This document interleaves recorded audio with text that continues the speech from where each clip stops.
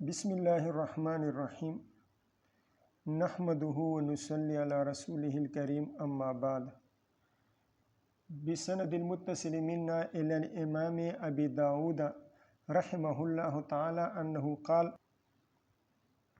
حدثنا محمد بن داود الاسکندرانی قال حدثنا زیاد بن یونس قال حدثني سعید بن زیاد المؤذن عن عثمان بن عبد الرحمن التیمی قال سئل ابن ابی ملیکۃ رضی اللہ تعالی عنہ وعنہم عن الوضوء فقال رأيت عثمان بن عفان سئل عن الوضوء فدعا بماء الى آخرہ۔ حضرت ابن ابی ملیکہ رحمہ اللہ تعالی سے سئل عن صفت الوضوء، وضو کی صفت اور کیفیت کے بارے میں ان سے پوچھا گیا تو انہوں نے فرمایا کہ رأیت عثمان بن عفان سئل عن الوضوء، میں نے حضرت عثمان بن عفان رضی اللہ تعالیٰ عنہ کو دیکھا، ان سے صفت وضو کے بارے میں پوچھا گیا۔ فدعا بماء یعنی فطلب الماء فی اناء، انہوں نے ایک برتن میں پانی منگوایا۔ فأتی بمیزات، میزات یا میزات، تو ان کے پاس ایک برتن لایا گیا۔ فأتی باناء فیہ ماء بقدر ما یتوضأ منہ، ایک برتن لایا گیا، اس میں اتنا پانی تھا جتنے پانی سے وضو کیا جاتا ہے۔ فأصغاها علی یدہ الیمنی، انہوں نے پانی بہایا اپنے دائیں ہاتھ پر۔ ثم ادخلها، جب ہاتھ کے دھونے کا اطمینان ہو گیا، ہاتھ کے صاف ہونے کا، پاک ہونے کا اطمینان ہو گیا، ثم ادخلها فی الماء، تو انہوں نے ہاتھ برتن کے اندر داخل کر دیا۔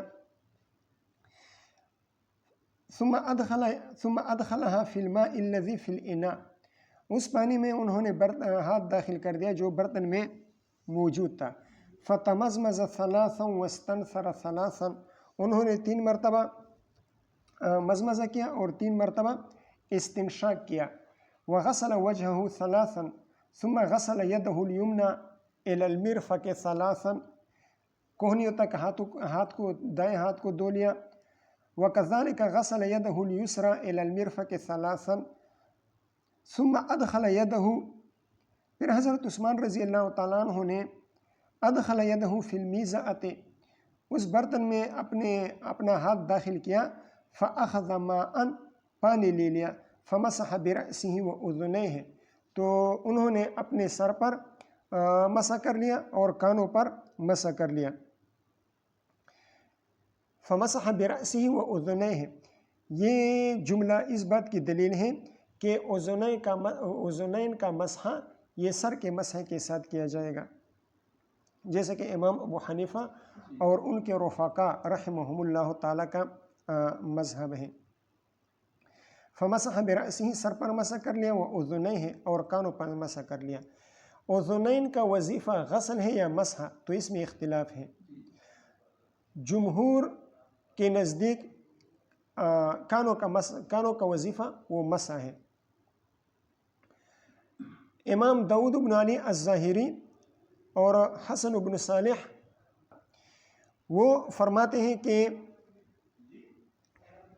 کانوں کا وظیفہ نہ تنہا غسل ہے نہ تنہا مسح ہے، بلکہ کانوں کے اگلے حصے کو دھویا جائے گا چہرے کے دھونے کے ساتھ، اور پچھلے حصے پر مسح کیا جائے گا سر کے مسح کے ساتھ۔ وہ فرماتے ہیں کہ نہ دھویا جائے گا نہ مسح کیا جائے گا، بلکہ دونوں کام کیے جائیں گے۔ کانوں کے اگلے حصے کو جو چہرے کی طرف ہے اس کو دھویا جائے گا چہرے کے دھونے کے ساتھ، اور پیچھے والا جو حصہ ہے اس پر مسح کیا جائے گا سر کے مسح کے ساتھ۔ یہ کن کا مذہب ہے؟ داؤد ظاہری، حسن بن صالح اور امام شافعی رحمہم اللہ تعالی۔ امام اسحاق بن راہوے رحمہ اللہ تعالی وہ فرماتے ہیں اذنین کا وظیفہ ہے تو مسح، لیکن اگلے حصے کا مسح کیا جائے گا چہرے کے دھونے کے ساتھ۔ چہرے کی طرف کا جو حصہ ہے اس کا مسح کیا جائے گا چہرے کے دھونے کے ساتھ، اور پچھلے حصے کا مسح کیا جائے گا سر کے مسح کے ساتھ۔ اور علامہ ابن شہاب زہری رحمہ اللہ وہ فرماتے ہیں کہ اذنین کا وظیفہ وہ غسل ہے، مسح نہیں ہے۔ فغسل بطونہما وظہورہما، انہوں نے مسح کر لیا کانوں کے ظاہر کو، کانوں کے باطن کو۔ یہاں پر غسل کا لفظ استعمال ہوا ہے، لیکن غسل اپنے معروف اور متداول معنی میں استعمال نہیں ہوا ہے، بلکہ یہاں پر غسل سے مراد مسح ہے، اس لیے کہ اس سے پہلے ایک جملہ گزر گیا، وہ کیا جملہ تھا؟ فمسح برأسہ وأذنیہ۔ تو اس جملے میں اذنین کے اذنین جو ہے نا، اذنین وہ مسح کا معمول ہے۔ مسح کا معمول جس طرح برأسہ ہے یہاں پر، اسی طرح اذنین بھی مسح فعل کا معمول ہے۔ تو اس بات کے قرینے کی وجہ سے یہاں غسل سے مراد مسح ہوگا، معروف اور متداول معنی دھونے کے معنی میں نہیں لیا جائے گا، ٹھیک ہے۔ فغسل بطونہما وظہورہما، یعنی فغسل بطناہما وظہراہما، تسنیہ پر مجازن جمع کا اطلاق کیا جا سکتا ہے، یعنی جمع سے مجازن تسنیہ مراد لیا جا سکتا ہے، جیسے کہ آیت میں آتا ہے فقط صغت قلوبکما، ٹھیک ہے۔ فغسل بطونہما وظہورہما مرۃ واحدۃ، ظاہر اور باطن پر مسح کر لیا ایک ہی مرتبہ۔ ثم غسل رجلیہ، پھر پاؤں کو دھو لیا۔ ثم قال، پھر حضرت عثمان رضی اللہ تعالیٰ عنہ نے پوچھا این السائلون عن صفت الوضوء، عن الوضوء یعنی عن صفت الوضوء، پوچھنے والے معلوم نہیں ہے، لیکن ایک جماعت تھی۔ جماعت کہاں سے معلوم ہو گئی؟ السائلون سے، کہ ایک جماعت تھی۔ یہ جماعت موجود تھی اس مجلس میں، لیکن حضرت عثمان رضی اللہ تعالیٰ عنہ نے این السائلون عن الوضوء یہ سوال کیا انہیں مزید متوجہ کرنے کے لیے، ورنہ جنہوں نے سوال کیا تھا ان کی غیر موجودگی میں تو وضو نہیں کر سکتے تھے نا، ان کی موجودگی میں وضو فرماتے تاکہ وہ مجھے دیکھ لے، میری کیفیت، میرے وضو کے طریقے کو دیکھ لے۔ لیکن اب یہاں پر جو پوچھ رہے ہیں کہ این السائلون عن الوضوء، تو یہ ان سائلین کو مزید متوجہ کرنے کے لیے یہ سوال کیا تھا۔ پھر حضرت عثمان رضی اللہ تعالیٰ نے فرمایا ہاکذا رأیت رسول اللہ صلی اللہ علیہ وسلم یتوضأ، اسی طرح میں نے رسول اللہ صلی اللہ علیہ وسلم کو دیکھا اس حال میں کہ وہ اس طرح وضو فرمایا کرتے تھے، ٹھیک ہے۔ اب دیکھیں فمسح برأسہ وأذنیہ، یہاں پر عدد کا ذکر ہے، تثلیث کا ذکر نہیں ہے۔ ہاتھ کے دھونے کے ساتھ، چہرے کے دھونے کے ساتھ، پاؤں کے دھونے کے ساتھ، اس میں نہیں، پاؤں کے دھونے کے ساتھ نہیں ہے، چہرے کے دھونے کے ساتھ، ہاتھ کے دھونے کے ساتھ، اسی طرح مزمزہ اور استنثار یعنی استنشاق، ان کے ساتھ ثلاثاً کے عدد کی تصریح ہے، لیکن سر کے مسح کے ساتھ عدد کی تصریح نہیں ہے۔ تو معلوم ہوا کہ مسح رأس میں تکرار اور تثلیث نہیں ہے، ورنہ موضع تعلیم تھا، مقام تعلیم تھا، اگر مسح رأس میں تثلیث ہوتا تو حضرت عثمان رضی اللہ عنہ تثلیث ضرور فرماتے، اور اگر فرما دیتے تو روات نقل ضرور فرماتے۔ جب راویوں نے نقل نہیں کیا ہے، معلوم ہوا کہ حضرت عثمان رضی اللہ تعالیٰ عنہ نے موضع تعلیم میں، مقام تعلیم میں نہیں کیا، بلکہ آپ یوں بھی کہہ سکتے ہیں کہ تثلیث کے خلاف پر حضرت عثمان رضی اللہ عنہ سے صراحت موجود ہے۔ اسی طرح حضرت علی رضی اللہ عنہ کی روایت میں بھی مسح رأس میں مرۃ واحدۃ کا ذکر ہے، جیسے کہ آگے آ جائے گا۔ علامہ ابن حجر عسقلانی رحمہ اللہ فرماتے ہیں کہ حضرت عبداللہ بن زید رضی اللہ تعالیٰ عنہ کی روایت میں آتا ہے وَمَسَحَ بِرَأْسِهِ مَرَّةً وَاحِدَةً۔ حضرت ربیع بنت معاویہ رضی اللہ تعالیٰ عنہ کی روایت ہے کہ وہ فرماتے ہیں کہ میں نے حضور صلی اللہ علیہ وسلم کو وضو کرتے ہوئے دیکھا تو فرمایا کہ مسح رأسہ ما اقبل منہ وما ادبر وصدغیہ واذنیہ مرۃ واحدۃ، اس میں بھی مرۃ واحدۃ۔ اسی طرح نسائی شریف میں حضرت حسین بن علی رضی اللہ تعالیٰ عنہ کی روایت ہے، وہ اپنے والد محترم سے روایت کرتے ہیں انہ مسح برأسہ مرۃ واحدۃ۔ اسی طرح نسائی شریف میں حضرت عائشہ رضی اللہ تعالیٰ عنہ کی وضو کی حکایت ہے تو اس میں یہ الفاظ آتے ہیں مسحت رأسہا مسحتن واحدتن، مسحت رأسہا مسحتن واحدتن۔ تو یہ تمام روایات، اور اس کے علاوہ اور بھی کئی ساری روایت ہیں، یہ تمام روایت اس بات پر دلالت کرتی ہیں کہ حضور صلی اللہ علیہ وسلم سے مسح رأس میں مرتن واحدتن ثابت ہیں، اس سے زیادہ ثابت نہیں ہے۔ حضرت علامہ ابن حجر عسقلانی رحمہ اللہ فرماتے ہیں کہ سب سے مضبوط ترین دلیل وہ حضرت عبداللہ ابن عمرو بن العاص رضی اللہ تعالیٰ عنہ کی روایت ہے۔ وہ فرماتے ہیں کہ جب حضور صلی اللہ علیہ وسلم وضو سے فارغ ہوئے تو یہ فرمایا من زاد علی ھذا فقد اساء وظلم، جس نے اس پر زیادتی کی تو اس نے برا کام کیا اور ظلم کیا۔ لہٰذا مسح رأس میں زیادت علی المرہ یہ غیر مستحب ہوگا، یہ مکروہ ہوگا۔ ٹھیک ہے، آگے چلیں۔ قال ابو داود وأحاديث عثمان الصحاح كلها تدل على مسح الرأس أنه مرة فإنهم ذكروا الوضوء ثلاثا وقالوا فيها ومسح رأسه ولم يذكروا عددا كما ذكروا في غيره۔ اس قال ابو داود سے امام ابو داود رحمہ اللہ یہ بتانا چاہتے ہیں، جیسا کہ احناف کا بھی مسلک ہے، اگرچہ امام شافعی رحمہ اللہ مسح رأس کے اندر تسلیس اور تکرار کے قائل ہیں، یعنی ان کے ہاں ادائے فرض کے لیے تو مسح مرتن واحدتن بھی کافی ہیں، لیکن وہ تسلیس کو بطور استحباب اور بطور سنیت کے لیتے ہیں، بطور وجوب کے نہیں لیتے۔ بہرحال یہاں پر امام ابو داود رحمہ اللہ یہ بتانا چاہتے ہیں کہ ابھی جو روایت گزری ہے اس میں جہاں جہاں غسل کا ذکر آیا ہے وہاں پر ثلاثاً ثلاثاً کی تصریح ہے، جہاں پر غسل کا ذکر آیا ہے وہاں پر ثلاثاً ثلاثاً کی تصریح موجود ہے، اور یہ کیفیت وضو کا بیان ہے، گویا کہ موضع تعلیم ہے، موضع بیان ہے۔ تو اس موضع بیان اور موضع تعلیم میں جہاں تسلیس ثابت ہے تو وہ اعضاء مغسولہ میں ثابت ہے، لیکن مسح رأس میں تسلیس کی کوئی تصریح موجود نہیں ہے۔ تو امام ابو داود رحمہ اللہ فرماتے ہیں کہ دیکھو یہ موضع تعلیم ہے، موضع تعلیم ہے، کیفیت وضو اور صفت وضو کا طریقہ بتایا جا رہا ہے، اور ہر عضو کے غسل کے وقت تسلیس کی تصریح کی ہے۔ تو اس بیان کی ضرورت تسلیس کی تصریح کی ضرورت جس طرح اعضاء مغسولہ میں ہے، اسی طرح عضو ممسوح میں بھی یہ ضرورت پائی جا رہی ہے، لیکن جب عضو ممسوح یعنی مسح رأس میں تسلیس کی تصریح نہیں ہے تو اس سے معلوم ہوتا ہے کہ مسح رأس میں تصریح ثابت نہیں ہے، مسح رأس میں تصریح ثابت نہیں ہے۔ یہ تسلیس کا مسح رأس میں تسلیس کا نہ ہونا یہ خود اس بات کا قرینہ ہے کہ مسح رأس میں تسلیس نہیں ہے، اگر ہوتا تو پھر حضرت عثمان رضی اللہ عنہ اس کو ضرور ذکر کرتے۔ ٹھیک ہے،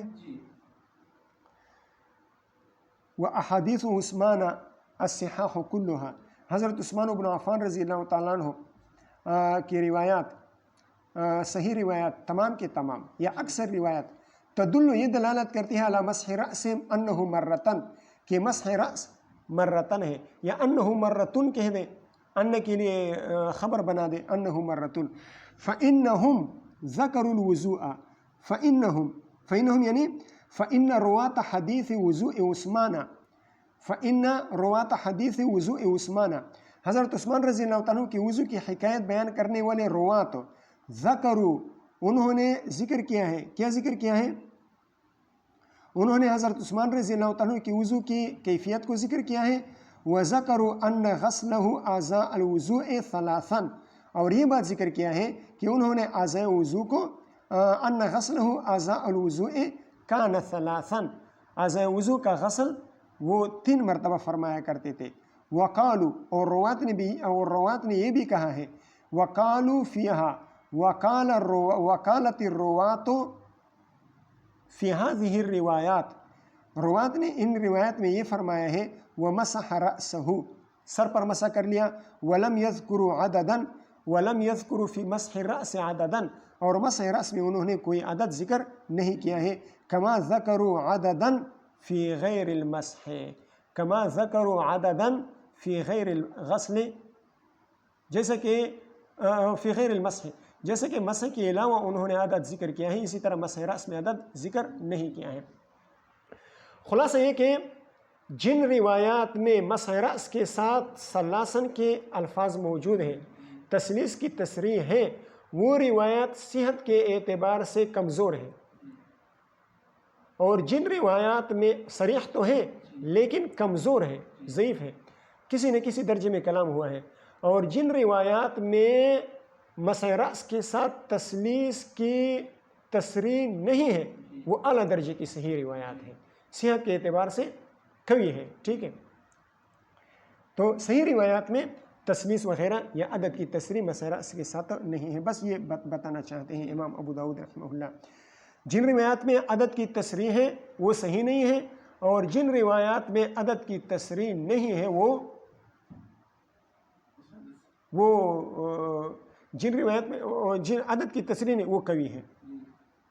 وبه قال حدثنا ابراہیم بن موسیٰ قال اخبرنا عیسیٰ قال حدثنا عبید اللہ یعنی ابن ابی زیاد عن عبد اللہ بن عبید بن عمیر عن ابی علقمۃ ان عثمان دعا بماء، حضرت عثمان رضی اللہ تعالیٰ عنہ نے طلب ماء، پانی کو طلب کیا، فتوضأ یعنی فاراد الوضوء، وضو کا ارادہ فرمایا، فافرغ بیدہ الیمنی علی الیسری، دائیں ہاتھ کے ذریعے سے بائیں ہاتھ پر پانی بہایا، ثم غسلہما الی الکوعین، پھر دونوں ہاتھوں کو دھو لیا رسغین تک، کلائی تک، قال ثم مزمز واستنشق ثلاثا، پھر مزمزہ کر لیا، استنشاق کر لیا 3 مرتبہ۔ مزمزہ اور استنشاق میں بھی اختلاف ہے، امام صاحب کے ہاں بست غرفات بالفصل ہے، بست غرفات بالفصل، پہلے 3 مرتبہ منہ میں پانی ڈالیں گے اور پھر 3 مرتبہ ناک میں پانی ڈالیں گے، لیکن امام شافعی رحمہ اللہ فرماتے ہیں کہ وصل کے ساتھ ہوگا، بثلاث غرفات بالوصل، یعنی 1 مرتبہ پانی لے لیا، تھوڑا سا پانی ناک میں منہ میں ڈال دیا اور باقی ماندہ پانی ناک میں ڈال دیا، پھر دوسری مرتبہ پانی لے لیا، کچھ پانی منہ میں ڈال لیا، کچھ پانی ناک میں ڈال، اس طرح 3 مرتبہ کیا جائے گا، یہ ہماری دلیل ہے۔ ثم مزمز واستنشق ثلاثا، پھر انہوں نے مزمز استنشاق کر لیا 3 مرتبہ، وذکر الوضوء، اور وضو کے اعضاء وضو کے غسل کو ذکر کر دیا ثلاثا 3 مرتبہ، وذکر الوضوء یعنی ذکر غسل اعضاء الوضوء ثلاثا، اعضاء وضو کے غسل کو 3 مرتبہ، یعنی ہر وضو کو 3 مرتبہ دھویا کرتے تھے، اس کو ذکر کر دیا۔ قال ومسح برأسہ، اور سر پر مسح کر لیا۔ دیکھیں یہاں پر مسح رأس کے ساتھ عدد کا ذکر نہیں ہے، مطلقاً اس طرح ہے مسح برأسہ، تو یہ بھی اس بات کی دلیل ہے کہ مسح رأس مرتن واحدتن ہے۔ ثم غسل رجلیہ، پھر پاؤں کو دھو لیا، وقال، اور فرمایا، رأیت رسول اللہ صلی اللہ علیہ وسلم توضأ مثل ما رأیتمونی توضأت، میں نے رسول اللہ صلی اللہ علیہ وسلم کو دیکھا کہ وہ اس طرح وضو فرما رہے تھے جس طرح آپ حضرات نے مجھے وضو کرتے ہوئے دیکھا۔ ثم ساقا، پھر عبید اللہ ابن ابی زیاد نے حدیث کو لے گئے نحو حدیث زہری، ابن شہاب زہری رحمہ اللہ کی طرح، عبید اللہ ابن ابی زیاد وہ ابن شہاب زہری رحمہ اللہ کی طرف انہوں نے باقی حدیث ذکر کر دیا۔ وَأَتَمَّ یا وَأَتَمُّ، اگر فی الماضی ہو تو وَأَتَمَّ وَأَوْرَدَهُ تَمَامًا، یا اگر اس میں تفصیل ہو تو مطلب یہ ہوگا کہ ابن شہاب زہری رحمہ اللہ سے بھی کی روایت سے بھی تفصیلی روایت انہوں نے ذکر کر دی، ٹھیک ہے۔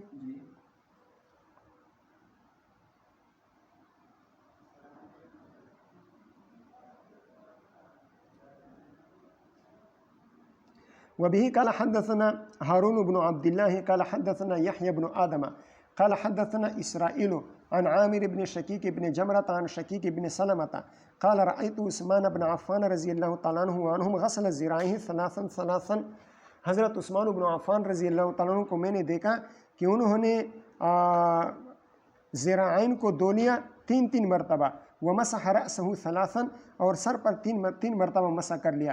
ثم قال، پھر فرمایا، رأیت رسول اللہ صلی اللہ علیہ وسلم فعل هذا، میں نے رسول اللہ صلی اللہ علیہ وسلم کو دیکھا کہ انہوں نے اس طرح کیا۔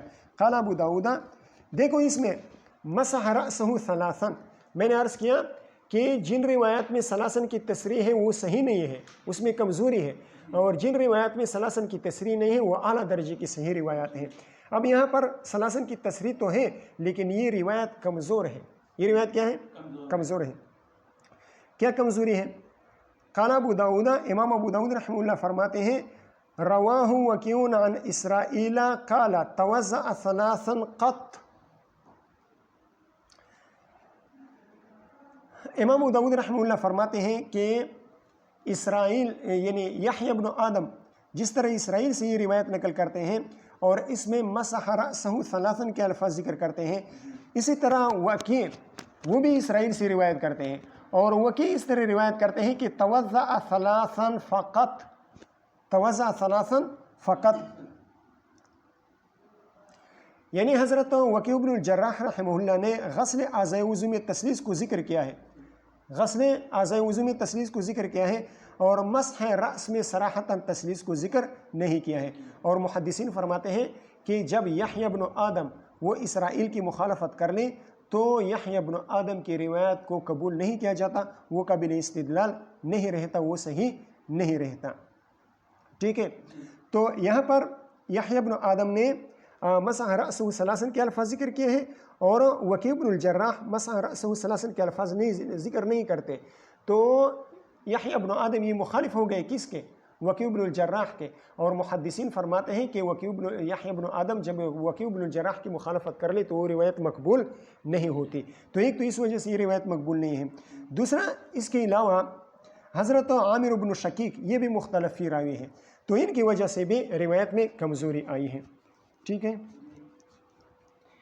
وبه قال حدثنا مسدد قال حدثنا ابو عوانة عن خالد بن علقمة عن عبد خیر قال اتانا علی، حضرت علی رضی اللہ تعالیٰ عنہ ہمارے پاس آئے، وقد صلی والحال انه فرغ من صلاة الغدات، اس حال میں کہ وہ صبح کی نماز سے فارغ ہو چکے تھے، وہ نماز پڑھ لی تھی۔ وقد صلی الغدات فدعا بماء للطہور، استغفر اللہ، فدعا بماء للطہور، وضو کے لیے انہوں نے پانی منگوایا۔ فقلنا فی انفسنا، یا فقلنا بعضنا لبعض، ہم نے اپنے دل میں کہا یا ہم نے ایک دوسرے سے کہا، ما یصنع بالطہور، تو آکے فتح کے ساتھ، ما یصنع بالطہور، پوبو بندے سے کہی دے اوداسو بو بندے، وضو کے پانی سے وہ کیا کرنے جا رہا ہے۔ والحال انہ قد صلی، حالانکہ انہوں نے تھوڑی دیر پہلے صبح کی نماز پڑھ لی ہے، وقت صلی انہوں نے نماز پڑھ لی ہے، پھر دوبارہ وضو کرنے کی کیا ضرورت پڑ گئی۔ ما یرید الا لیعلمنا، ما یرید الا لیعلمنا، وہ نہیں ارادہ رکھتے مگر ہمیں وضو کی، الا لیعلمنا صفت الوضو، وہ ہمیں وضو کی کیفیت اور صفت اور طریقہ سکھانا چاہتے ہیں، اس وجہ سے انہوں نے پانی منگوایا ہے۔ فأوتي بإناء فيه ماء وتسط، ان کے پاس ایک برتن لایا گیا جس میں پانی تھا، وتسط، یہ وتسط یہ وہ تفسیر بھی ہو سکتا ہے، اناء ان کی تفسیر ہے تسطین کے ساتھ، اور یہ بھی ہو سکتا ہے کہ پانی ایک برتن میں لایا گیا اور تست الگ سے لایا گیا تاکہ تساقط ماء مستعمل کے لیے اس کو استعمال کیا جائے، جو ماء مستعمل گر رہا ہو تو وہ اس تست میں گرے، اس غرض اور اس مقصد کے لیے یہ تست کو لایا گیا تھا۔ فأفرغ من الإناء على يمينه، انہوں نے پانی ڈالا اپنے دائیں ہاتھ پر، فغسل يديه إلى الرسغين ثلاثا، کلائیوں تک اپنے ہاتھوں کو دھلیا 3 مرتبہ، ثم تمزمز واستنثر ثلاثا، پھر انہوں نے مزمز اور استنثار کر لیا 3 مرتبہ، فمزمز ونثر، ونثر یعنی واستنثر، من الكف الذي يأخذ فيه، اس ہتھیلی سے انہوں نے مزمز اور استنثار کر لیا، یأخذ فیہ الماء، جس میں انہوں نے پانی لیا تھا، یعنی دائیں ہاتھ سے، ثم غسل وجہہ ثلاثا، پھر انہوں نے 3 مرتبہ چہرے کو دھو لیا، وغسل یدہ الیمنی ثلاثا، دائیں ہاتھ کو 3 مرتبہ دھو لیا، کہاں تک؟ کہاں تک؟ کوہنیوں تک، الی المرفق، وغسل یدہ الشمال ثلاثا، ثم جعل یدہ فی الاناء، پھر انہوں نے اپنے ہاتھ برتن میں ڈالے، فأخذ منہ ماء جدیدا للمسح، تو انہوں نے نیا پانی مسح کی لے لیا، فمسح برأسہ مرۃ واحدۃ، تو انہوں نے مسح کر لیا ایک ہی مرتبہ، ٹھیک ہے، مزمز اور استنشاق کی بات وہ میں آگے بیان کرتا ہوں اس حدیث کے اختتام پر۔ آپ یہ یہاں پر سمجھ لیں کہ میں نے کیا کہا، ثم جعل يده في الاناء، اس کے بعد میں نے کیا کہا، اس کے بعد میں نے کہا فاخذ منه ماء جديدا للمسح، قبل میں بھی یہ بات گزر گئی تھی، وہاں پر جدیداً بین السطور لکھا ہوا تھا، ماء کے ساتھ جدیداً بین السطور لکھا ہوا تھا۔ مسح رأس کے لیے ماء جدید لینا ضروری ہے یا ہاتھوں کی جو تری رہ گئی ہے اسی بھی مسح کر سکتے ہیں؟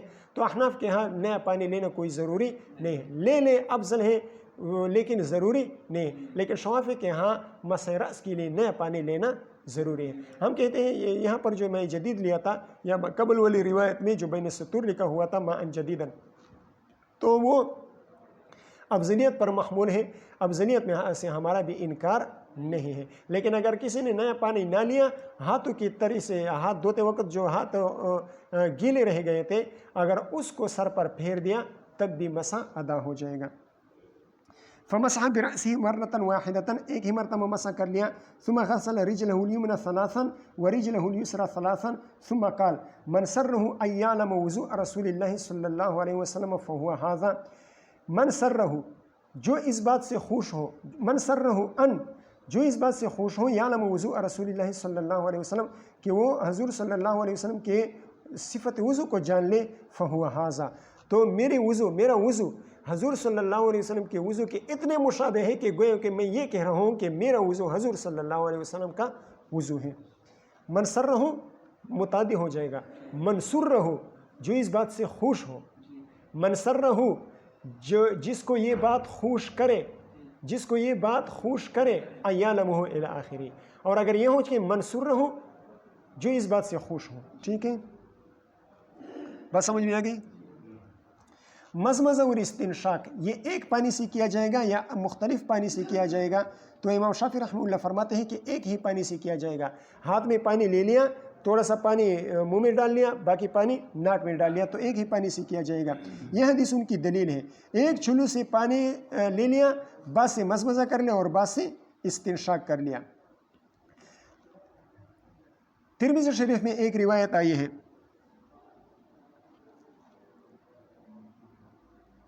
ترمذی شریف میں امام ترمذی رحمہ اللہ فرماتے ہیں کہ امام شافعی رحمہ اللہ فرماتے ہیں کہ اگر مزمزہ اور استنشاق کو ایک ہی پانی سے کر لیا فہو جائز، اور اگر الگ الگ چلو سے کر لیا فہو احب الیہ، تو یہ مجھے زیادہ پسند ہے۔ لیکن امام شافعی رحمہ اللہ کا قول ثانی ہے، قول اول جس پر فتویٰ ہے وہ یہ ہے کہ ایک ہی پانی سے مزمزہ اور استنشاق دونوں کر لیں۔ ٹھیک ہے، اس کا حدیث کا جواب سن لیں، اس میں ہے ثم تمزمز واستنثر ثلاثا، یہ امام شافعی رحمہ اللہ کی دلیل تھی، تو اس کا جواب سن لیں۔ اس کا جواب یہ ہے کہ اس روایت میں شعبہ کیا ہے، وہ چلو اس کو آگے بیان کرتے ہیں۔ وبه قال حدثنا حسن بن علي الحلواني قال حدثنا حسين بن علي الجوفي عن زائدة قال حدثنا خالد بن علقمة الحمداني عن عبد خير رضی اللہ تعالیٰ عنہم قال صلى علي الغداة، حضرت علی رضی اللہ تعالیٰ عنہ صبح کی نماز پڑھی، ثم دخل الرحبة، یہ کوفہ میں ایک مقام کا نام تھا، وہاں آئے، فدعا بماء، پانی منگوایا، فأتاه الغلام بإناء فيه ماء وتسطين، ایک نوجوان ان کے پاس ایک برتن لایا جس میں پانی تھا، وتسطين، اس میں بھی وہی تفصیل ہے جو مقابل میں گزر گئی۔ قال، راوی فرماتے ہیں فأخذ الإناء بيده اليمنى، انہوں نے برتن کو لے لیا دائیں ہاتھ کے ساتھ، فأفرغ على يده اليسرى،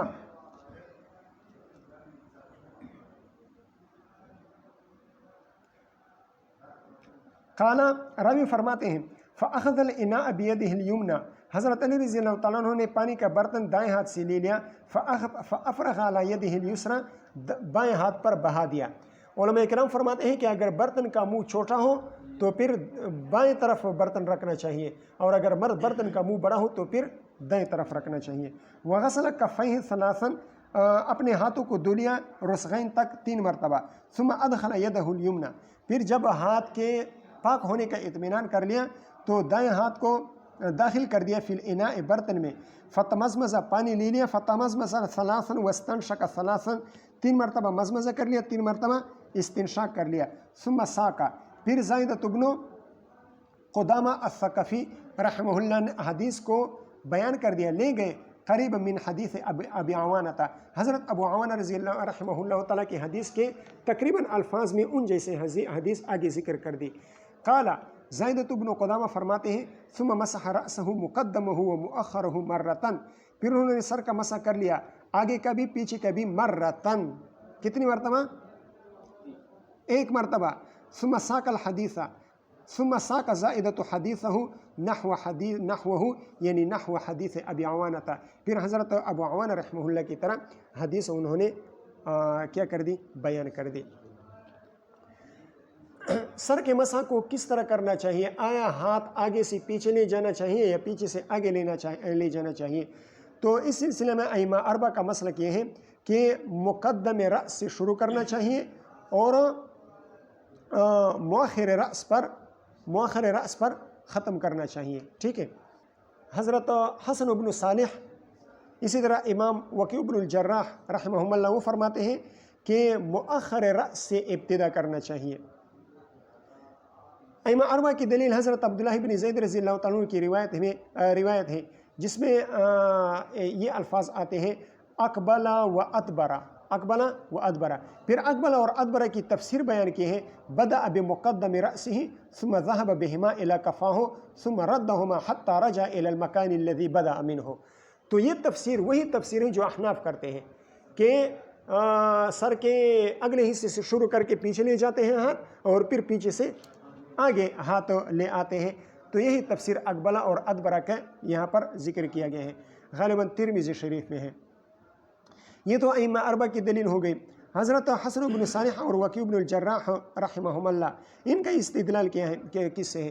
ان کا استدلال حضرت ربیع بنت معاویہ رضی اللہ تعالیٰ عنہ کی روایت سے ہے جو ترمذی شریف میں ہے۔ کس طرح ہے؟ حضرت ربیع رضی اللہ تعالیٰ عنہ فرماتی ہیں ان النبی صلی اللہ علیہ وسلم مسح برأسہ مرتین، حضور صلی اللہ علیہ وسلم نے سر پر 2 مرتبہ مسح کر لیا، بدأ بمؤخر رأسہ ثم بمقدمہ۔ بات سمجھ میں آ گئی؟ جواب سن لیں۔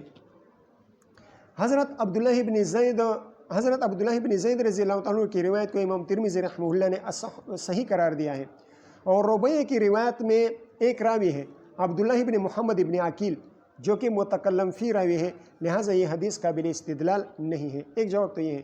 دوسرا جواب یہ ہے کہ حدیث میں اقبال اور ادبار کی تفسیر خود موجود ہے، اور وہ تفسیر کیا ہے؟ وہی تفسیر ہے جو جمہور کا مسلک ہے، جمہور کے مسلک کے مطابق تفسیر موجود ہے۔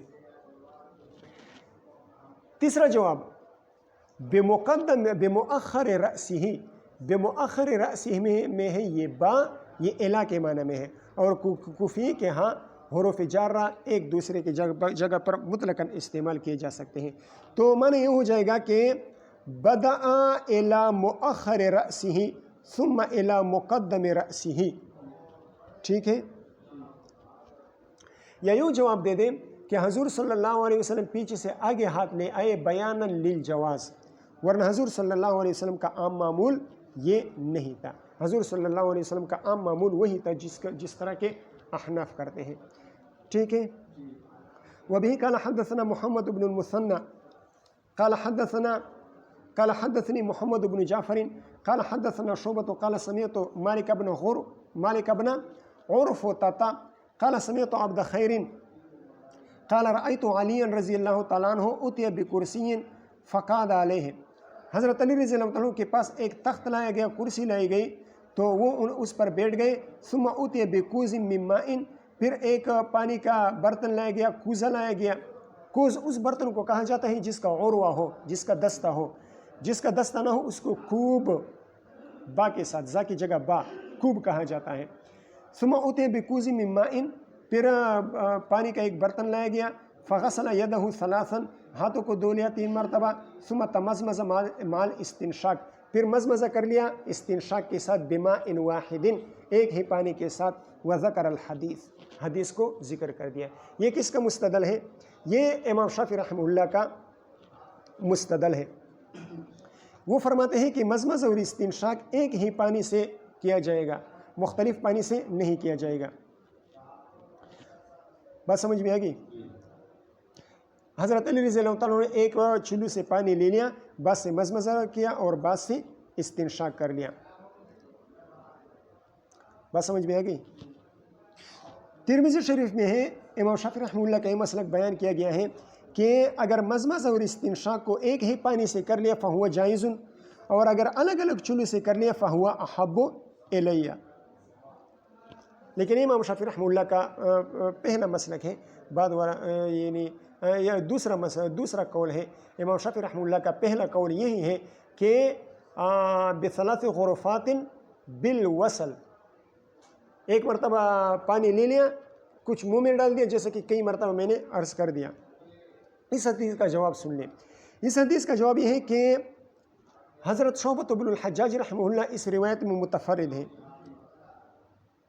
اس سے پہلے زائدۃ بن قدامہ رحمہ اللہ کی روایت گزر چکی ہے، اس میں فتمزمز ثلاثاً واستنشق ثلاثاً یہ الفاظ آئے ہیں۔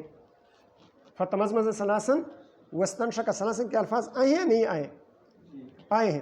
اسی طرح حضرت ابو اسحاق رحمہ اللہ وہ حضرت ابو حیہ سے روایت کرتے ہیں، اور حضرت ابو حیہ حضرت علی رضی اللہ عنہ سے روایت کرتے ہیں یہی روایت، اس میں بھی یہی الفاظ آئے ہیں کہ ثم مزمز ثلاثاً واستنشق ثلاثاً۔ اور اس کے علاوہ ایک بات یہ بھی ہے کہ حضرت شعبۃ بن الحجاج رحمہ اللہ کو اس حدیث کی روایت کرنے میں، اس حدیث کی سند میں انہیں وہم ہوا ہے۔ اصل میں مالک بن عرفطہ نہیں ہے، بلکہ خالد بن علقمہ ہے۔ اصل راوی کون ہے؟ خالد بن علقمہ الحمدانی، لیکن امام شعبہ رحمہ اللہ کو وہم ہو گیا، انہوں نے خالد بن علقمہ کی جگہ پر مالک بن عرفطہ کا ذکر کر لیا۔ ٹھیک ہے، اسی طرح دیکھیں یہ ترمذی شریف ہے، صفحہ نمبر 14 پر ایک روایت آتی ہے، باب المزمزۃ والاستنشاق من کف واحد۔ اس میں روایت ہے، حضرت عبداللہ بن زید رضی اللہ تعالیٰ فرماتے ہیں رأیت النبی صلی اللہ علیہ وسلم مزمز واستنشق من کف واحد فعل ذلك ثلاثا۔ تو یہ مسلک جو ہے نا، یہ جو اس ترمذی شریف کی روایت میں ہے، یہ شوافی کا مسلک ہے، یہ حدیث شوافی کے مسلک کے مطابق ہے۔ لیکن اس کے بعد دیکھیں امام ترمذی رحمہ اللہ فرماتے ہیں آگے، وقد روى مالك وابن عيينة وغير واحد هذا الحديث عن عمرو بن يحيى ولم يذكروا هذا الحرف أن النبي صلى الله عليه وسلم مزمز واستنشق من كف واحد۔ مالک بن انس اور ابن عیینہ، سفیان بن عیینہ اور ان کے علاوہ دیگر محدثین یہ روایت نقل کرتے ہیں عمرو بن یحییٰ سے، لیکن وہ مزمز واستنشق من کف واحد یہ الفاظ ذکر نہیں کرتے، یہ صرف حضرت خالد بن عبداللہ نے روایت کیے ہیں یہ الفاظ۔ ٹھیک ہے، تو اس سے بھی معلوم ہوتا ہے کہ یہ زیادتی شاذ ہے، یہ زیادتی کیا ہے؟ شاذ ہے۔ اور یہ بھی ہو سکتا ہے کہ آپ صلی اللہ علیہ وسلم نے بثلاث غرفات بالوصل مزمزہ اور استنشاق کیا ہو بیان جواز کے لیے، ورنہ عام معمول حضور صلی اللہ علیہ وسلم کا اس طرح نہیں تھا۔ ٹھیک ہے، وبه قال حدثنا عثمان بن ابي شيبة قال حدثنا ابو نعيم قال حدثنا ربيعة الكناني عن المنهال بن عمرو عن زر بن حبيش رضی اللہ تعالیٰ عنہ انه سمع عليا، حضرت زر بن حبیش رضی اللہ تعالیٰ عنہ نے حضرت علی رضی اللہ تعالیٰ عنہ کو سنا۔ حضرت علی رضی اللہ تعالیٰ عنہ کو کس طرح سنا؟ یعنی سمع قول علی، حضرت علی رضی اللہ تعالیٰ عنہ کے قول کو سن لیا۔ یہ قول کب فرمایا تھا؟ بعد الفراغ من الوضوء، وضو سے فارغ ہو گئی تو انہوں نے فرمایا۔ کیوں فرمایا؟ وسئل عن وضوء رسول اللہ صلی اللہ علیہ وسلم، ان سے حضور صلی اللہ علیہ وسلم کے وضو کے بارے میں پوچھا گیا تھا۔ فذکر الحدیث وقال، حضرت زر بن حبیش رضی اللہ تعالیٰ نے فرمایا مسح رأسہ، حضرت علی رضی اللہ تعالیٰ نے سر پر مسح کر لیا، حتی لما یکتر، یعنی اتنا مسح کیا کہ ٹپک نہیں پایا، ابھی تک ٹپکا نہیں تھا، یعنی مسح خفیف کر لیا۔ بالفاظ دیگر تکرار کے ساتھ اور نئے پاری کے ساتھ اس طرح مسح نہیں کیا کہ تکاتر کی نوبت آ جائے، تخفیف کے ساتھ خفیف مسح کر لیا۔ اس کا مطلب یہ ہے کہ غسل تو تھا نہیں، تو جب غسل نہیں تھا تو پھر کیا تھا؟ غسل نہیں تھا تو پھر کیا تھا؟ مطلب یہ ہے کہ غسل تو تھا نہیں، اب جب غسل نہیں تھا تو پھر کیا تھا؟ تو پھر کیا تھا؟ تو مسح خفیف تھا اور کیا تھا؟ مسح خفیف تھا اور کیا تھا؟ اگر مسح مبالغہ کے ساتھ ہوتا اور تکرار کے ساتھ ہوتا تو اصابہ نہ ہوتا بلکہ اصالہ ہوتا۔ آپ نے پڑھا ہے نا ہدایہ میں، مسح کس کو کہتے ہیں؟ اصابہ کو کہا جاتا ہے، اور غسل وہ اصالہ کو کہا جاتا ہے۔ اگر تکرار کے ساتھ مسح ہوتا، مبالغہ کے ساتھ مسح ہوتا، تثلیث کے ساتھ مسح ہوتا تو پھر اصالہ بن جاتا، اصابہ نہ رہتا۔ لنڈ مطلب یہ کہ مسح کر لیا، غسل نہیں کیا، بس ٹھیک ہے۔ وغسل رجليه ثلاثا ثلاثا ثم قال هكذا كان وضوء رسول الله صلى الله عليه وسلم. وبه قال حدثنا زياد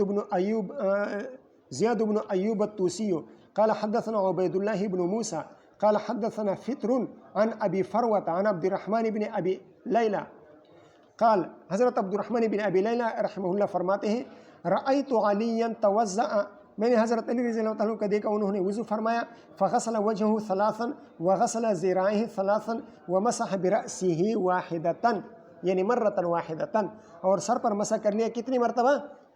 مرة واحدة، ثم قال هكذا توضأ رسول اللہ صلی اللہ علیہ وسلم، اسی طرح میں نے حضور صلی اللہ علیہ وسلم کو دیکھا کہ وہ وضو فرما رہے تھے۔ یعنی کیا مطلب یہ کہ اعضاء مغسولہ کو تین مرتبہ دھویا اور سر پہ ایک مرتبہ مسح کر لیا۔ اس روایت میں غسل رجلین کا ذکر نہیں ہے، ہو سکتا ہے کسی راوی نے اختصاراً غسل رجلین کے ذکر کو چھوڑ دیا ہو۔ وبه قال حدثنا مسدد وابو توبة قال حدثنا ابو الاحوص قال واخبرنا عمرو بن عون قال اخبرنا ابو الاحوص عن ابي اسحاق عن ابي حية رضي الله تعالى عنه عنهم قال رأيت عليا رضي الله تعالى عنه توضأ فذكر وضوءه كله ثلاثا فذكر وضوءه كله سے مراد اکثرہ ہے، یعنی الى غسل ذراعین، ہاتھوں کے دھونے تک۔ یہاں پر کل کو ذکر نہیں کیا، ورنہ بعد میں مسح کا ذکر آ رہا ہے، تو جب کل کو ذکر کیا ہے تو بعد میں مسح کیوں ذکر کر رہا ہے؟ تو یہاں پر کل سے مراد اکثر ہے۔ فذکر وضوءہ اکثرہ ثلاثا کہ ہر وضو کو تین مرتبہ دھو لیا۔ قال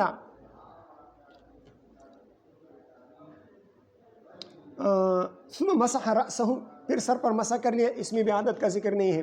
ثم غسل رجلیہ الی الکعبین، پھر دونوں پاؤں کو ٹخنوں تک دھو لیا۔ ثم قال، پھر فرمایا انما احببت ان اریکم طہور رسول اللہ صلی اللہ علیہ وسلم، مجھے وضو کی کوئی ضرورت اور حاجت نہیں تھی، میں نماز پڑھنے کا ارادہ نہیں رکھتا تھا کہ اس وجہ سے میں نے وضو کر لیا ہو، مجھے وضو کی ضرورت نہیں تھی، لیکن میں نے وضو کر لیا اس وجہ سے تاکہ آپ لوگوں کو میں دکھا سکوں کہ حضور صلی اللہ علیہ وسلم کس طرح وضو کر لیا فرمایا کرتے تھے۔ تو آپ حضرات نے دیکھا حضور صلی اللہ علیہ وسلم وضو اس طریقے کے ساتھ اور اس صفت اور کیفیت کے ساتھ فرمایا کرتے تھے۔ ٹھیک ہے۔